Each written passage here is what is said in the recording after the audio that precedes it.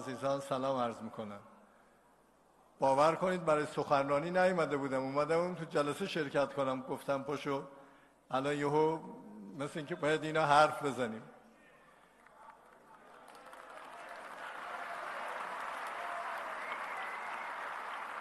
İcazə verin, ev yoxdur. 2 dənə şəhərlərdən türkü deyərəm. Vəli də burada vəzir, vəkil var, olmaz ki, falan türkü danışaq.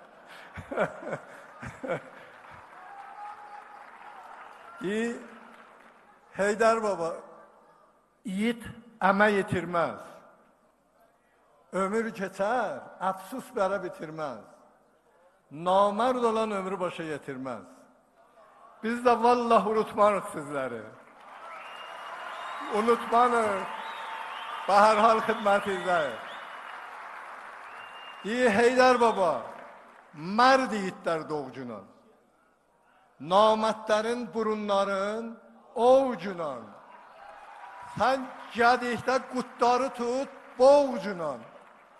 Qoy quzular ayın şayın otlasın. Qoyunların quyruqların qatlasın. خب اشکال نداره. 2 تا شعر ترکی خوندن که مشکل ایجاد نمیکنه.